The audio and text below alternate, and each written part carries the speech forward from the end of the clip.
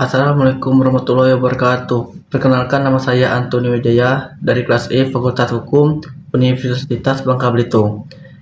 Hari ini saya menjelaskan sejarah hak asasi manusia internasional. Dibagi menjadi 3 periode. Periode pertama, 1. Hak sipil dan politik abad ke-7 hingga awal abad ke-20. Latar belakang. Periode ini dimulai dengan pemikiran politik dan fisiologis yang menekankan hak-hak individu sebagai dasar pembentukan negara modern dan perlindungan dari kekuasaan pemerintahan. Perkembangan kunci. 1. Magna Carta 1215. Meskipun bukan dokumen internasional, Magna Carta di Inggris menandal awal perlindungan hak-hak dasar dan pembahasan kekuasaan raja. 2. Deklarasi Kemerdekaan Amerika Serikat 1776 menetapkan hak-hak mendasar seperti hak hidup, kebebasan, dan pencarian kebahagiaan. 3. Deklarasi Hak Asasi Manusia dan Warga Negara Prancis 1789 mencakup prinsip-prinsip seperti kesetaraan di depan hukum dan hak-hak politik individu. Konstitusi nasional. Banyak negara mengadopsi konstitusi yang menjamin hak-hak sipil dan politik. Ciri utama. 1. Penekanan pada kebebasan individu dan perlindungan dari penindasan pemerintahan. 2. Hak-hak sipil. Kebebasan berpendapat, beragama, dan hak-hak politik. Hak untuk memilih dan dipilih. Contoh, kebebasan berpendapat, hak untuk hidup, hak untuk mendapatkan peradilan yang adil, kebebasan yang beragama, dan hak untuk berpartisipasi dalam pemerintahan, hak suara. Instrumen internasional. Deklarasi Hak Asasi Manusia dan Warga Negara 1789. Deklarasi Universal Hak Asasi Manusia. Duham 1948. Konvensi Internasional tentang Hak Sipil dan Politik ICPCPR 1966. 2. Periode kedua, hak ekonomi, sosial, dan budaya. Awal abad ke-20 hingga pertengahan abad ke-20. Latar belakang. Memunculkan sebagai respon terhadap dampak sosial dan ekonomi dari revolusi industri serta kebutuhan untuk memperbaiki kondisi kehidupan dan kesejahteraan masyarakat. Perkembangan kunci. Deklarasi Universalitas Hak Asasi Manusia 1945 menjadi fondasi internasional yang mencakup hak-hak sipil, politik, ekonomi, sosial, dan budaya.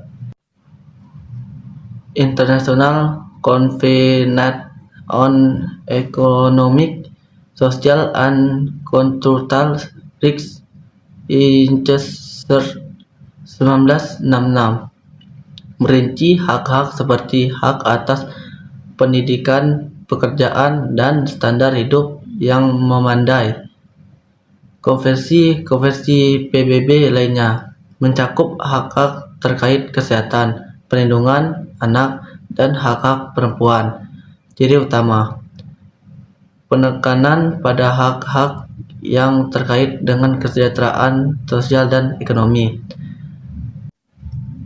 Hak-hak ekonomi, pekerjaan, perumahan sosial, pendidikan, kesehatan, dan budaya. Partisipasi dalam kehidupan budaya. Contoh, hak atas pendidikan, hak atas perumahan, hak atas pekerjaan, hak atas standar hidup yang layak, dan hak atas kesehatan. Instrumen internasional. Konvensi Internasional tentang Hak Ekonomi, Sosial, dan Budaya. 3.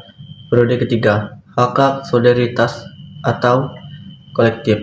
Generasi ketiga HAM berkembang pada akhir abad ke-20 dan menekankan pentingnya hak-hak kolektif yang menyangkut seluruh umat manusia. Hak-hak ini lahir sebagai tanggapan terhadap tantangan global seperti penjahat, perang, kerusakan lingkungan, dan ketidakadilan ekonomi global. Fokus utama periode ini adalah pada hak-hak yang hanya dapat diwujudkan melalui kerjasama internasional dan solidaritas antar negara. Ciri utama: penekanan pada hak-hak kolektif, solidaritas, dan tanggung jawab global. Fokus pada isu-isu seperti perubahan iklim, pembangunan berkelanjutan, dan perlindungan hak-hak masyarakat adat serta kelompok rentan. Contoh hak atas pembangunan, hak atas lingkungan hidup yang bersih dan sehat, hak atas perdamaian, hak atas sumber daya bersama, dan hak untuk menentukan nasib sendiri. Perkembangan kunci Deklarasi Hak Atas Pembangunan 1986 menegaskan hak setiap individu dan negara untuk mengejar pembangunan ekonomi dan sosial yang berkelanjutan. Prinsip hak atas lingkungan yang sehat memperhatikan perlunya lingkungan hidup yang bersih sebagai hak dasar manusia. Konvensi internasional tentang hak-hak masyarakat adat mengakui hak-hak kolektif kelompok masyarakat adat. Instrumen internasional Deklarasi Hak Atas Pembangunan 1986 berbagi konvensi dan deklarasi internasional terkait isu-isu lingkungan dan pembangunan berkelanjutan. Ketiga periode ini menunjukkan evolusi pemahaman hak asasi manusia, mulai dari perlindungan hak individu hingga pengakuan hak-hak kolektif dan global, mencerminkan perubahan kebutuhan dan tantangan di tingkat internasional. Sekian dari video saya malam hari ini. Kalau ada salah kata dalam video saya ini, saya mohon maaf. Wabillahi taufiq wal hidayah. Wassalamualaikum warahmatullahi wabarakatuh.